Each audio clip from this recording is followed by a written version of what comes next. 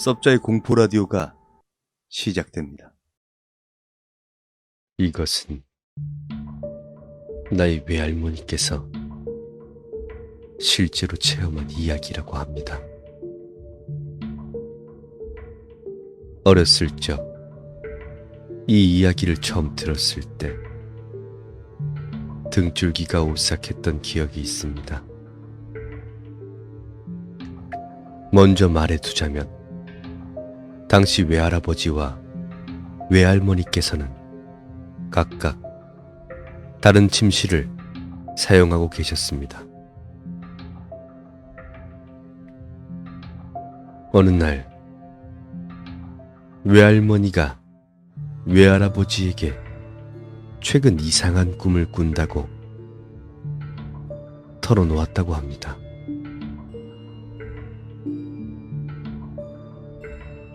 외할아버지께선 어떤 꿈이냐 물으니 할머니께선 자고 있으면 어떤 존재들에게 머리카락을 밟힌다고 했답니다.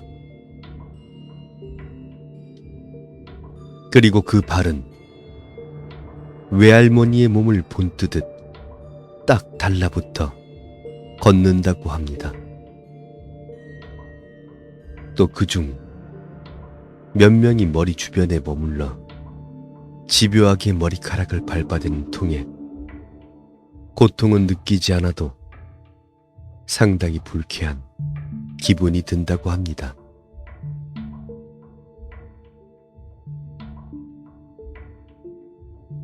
외할아버지는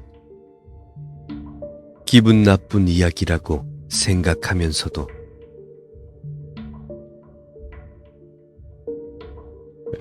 괜찮아. 어차피 다 꿈이야. 너무 신경 쓰지 말어. 피곤해서 그런 걸 거야. 라고 외할머니가 평소 피로가 쌓인 것을 염려하는 말을 했을 뿐 그 이후에는 딱히 대수롭게 생각하지 않았다고 합니다. 그렇게 며칠이 지난 어느 날 외할머니가 진지한 얼굴을 하고 외할아버지께 말했습니다.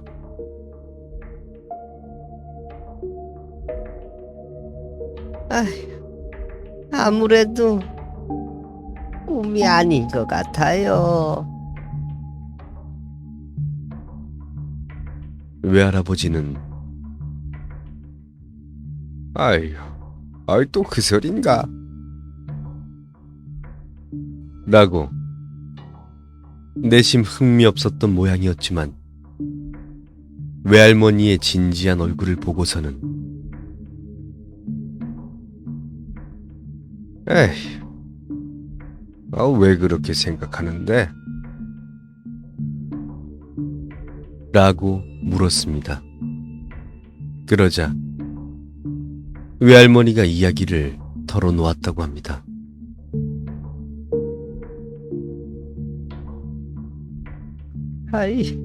요전에 말했던 그 얘기에 담이 있어요. 머리카락을 밟힌다는 이야기뿐만이 아니야. 그뿐만이 아니라니.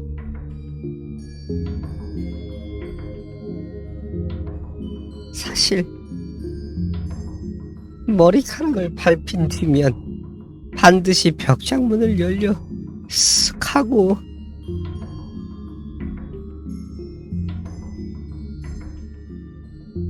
벽장?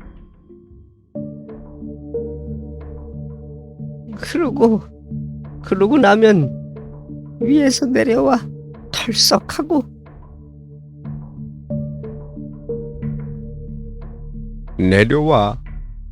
내려온다니.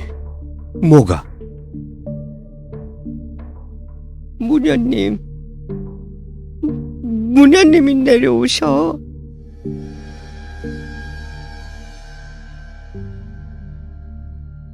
외할아버지는 이 말을 듣는 순간 깜짝 놀라서 입을 다물어 버렸다고 합니다. 무녀님이 내려온다는 이야기는 아무리 봐도 꿈이라고 밖에는 생각되지 않았기 때문입니다. 그런데도 그것을 꿈이 아닌 것 같다고 진지하게 말하는 외할머니를 보고 걱정스러운 마음이 들었다고 합니다.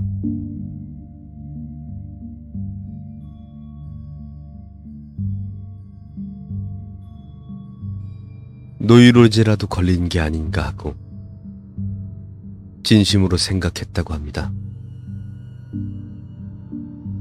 그런 외할아버지의 생각을 눈치챈 것인지 외할머니는 걱정 말라며 난 멀쩡하다고 이야기했다고 합니다.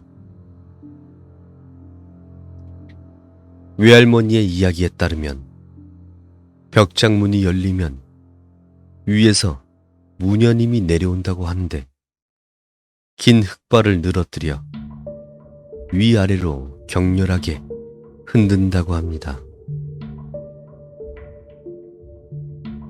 워낙에 격렬하게 흔드는 통에 조용한 방 안에는 흔들흔들하고 머리카락이 흔들리는 소리가 기분 나쁘게 울려 퍼졌고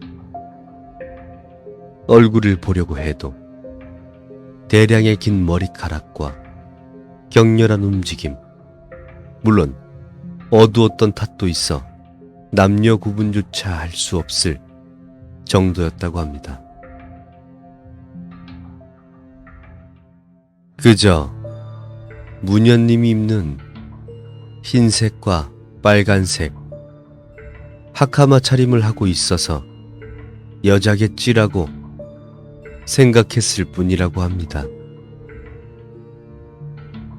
처음에는 꿈이라고 생각했던 외할머니도 며칠을 같은 광경을 보는 것에 의문을 가지게 되어 어떤 행동을 하게 됩니다.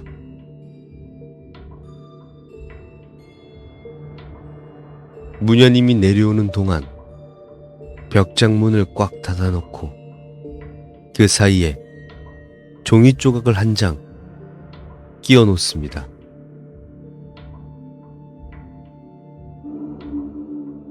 자고 있는 틈에 누군가가 벽장문을 여닫으면 이 종이 조각은 당연히 바닥에 떨어질 것입니다. 그리고 또 하나, 이 꿈에 대해 마을의 다른 친구에게 이야기한 적이 있는데 속는 셈치고 가지고 있으라며 함께 받은 부적을 베갯머리에 놓아두고 자기로 했습니다.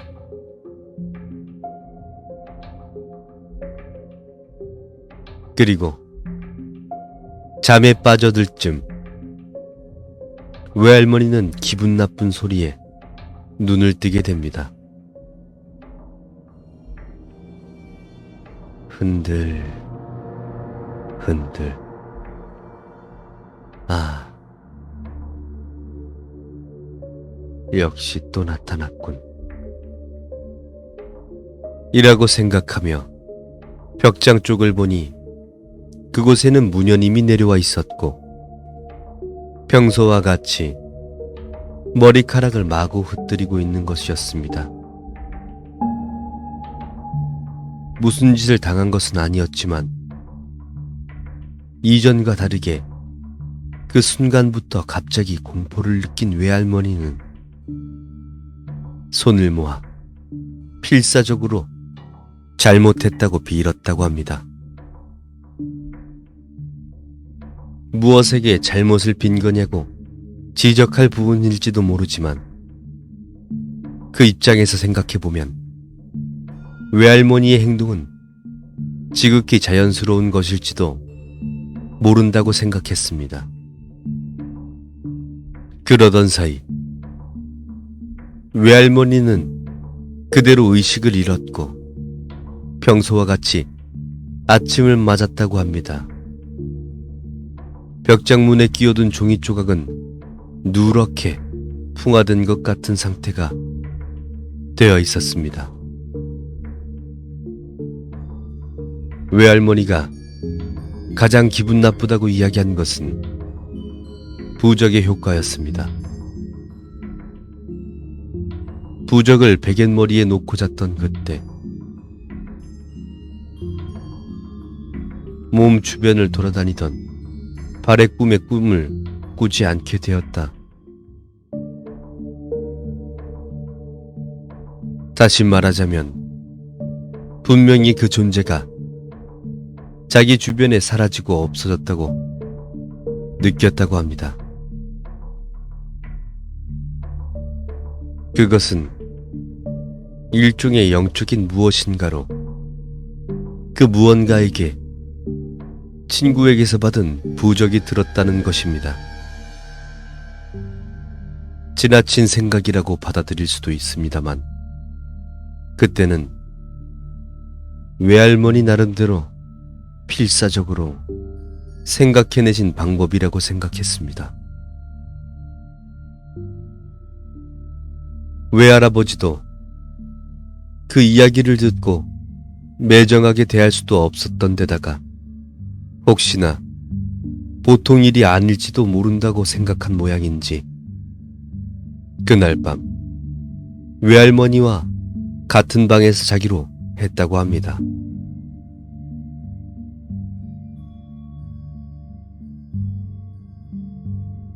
다음 날 잠에서 깬 할아버지는 외할머니에게 완전히 같은 꿈을 꾸었다고 말했습니다.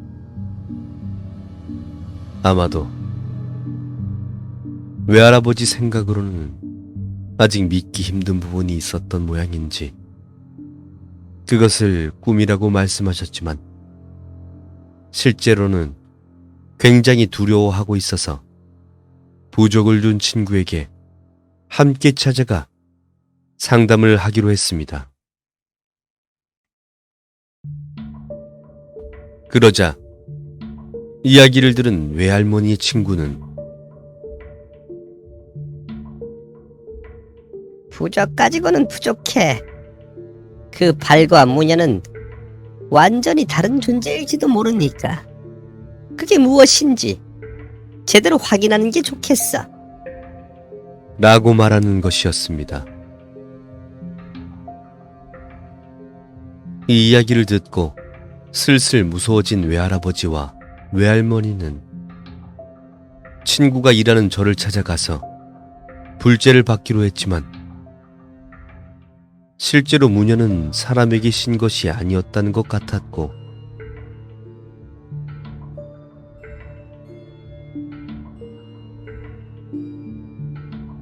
벽장에서 튀어나오는 건 그곳에 어떤 문제가 있는 것이 아닌가? 라는 견해를 내놓았다고 합니다. 그 이상은 본인의 힘이 부족해서 알 수가 없다고 했습니다. 문제는 벽장은 아는 목수에게서 제작을 부탁한 것인데 이번 현상을 이야기하고 뭔가 아는 것이 없냐고 묻자 새파랗게 질린 얼굴을 하고 사죄했다고 합니다. 들은 이야기에 의하면 벽장문 테두리 부분에 사용한 벚꽃나무가 아무래도 꽤 복잡한 사정이 있다는 것 같았습니다. 간단하게밖에 듣지 못했지만 꽤 오래전 무녀님이 목을 매 자살한 나무를 그대로 목재로 사용했다고 합니다. 그런 부담이 있는 목재는 어떤 경로를 통해 저렴하게 나오는 경우가 있어 비용 절감을 위해 몰래 사용한 것 같은데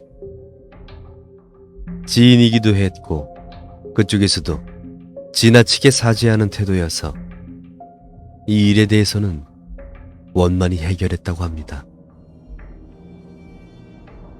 그리고 떼어낸 벚꽃나무는 절로 가져가 불제를 받았다고 합니다.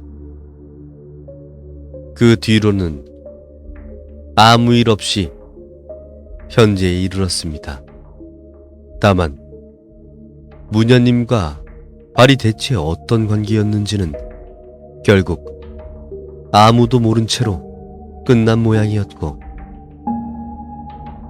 무녀님이 뭘 전하고 싶었는지도 알 수가 없었습니다.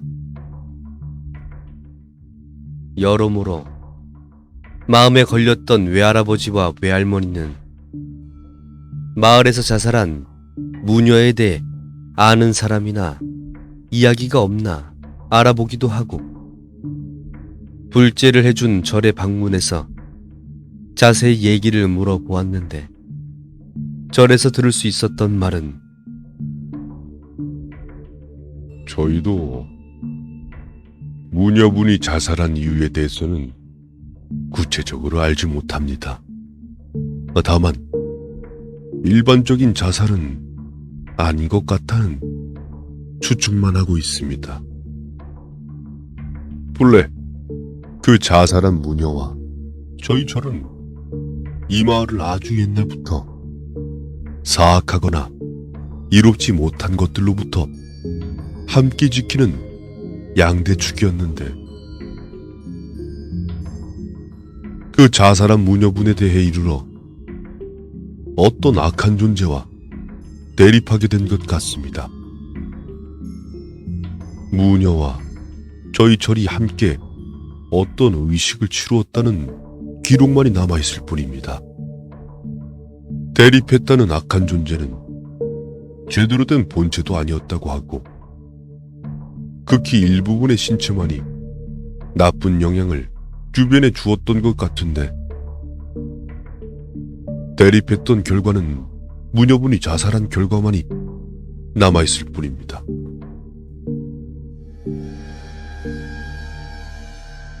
그 의식에 참여했던 당시 주지스님도 거동이 불편할 정도로 크게 몸을 상하기도 하셨습니다. 남아있는 가장 구체적인 기록은 아주 먼 옛날에 이 마을 부근에 어떤 악한 존재의 사진을 잘라 각각 다른 장소에 봉인했다는 글 하나만 짧게 남아있습니다. 시간이 지남에 따라 관련 기록이나 방법 등은 모두 소실된 상태라 저희도 더 이상은 알 수가 없습니다.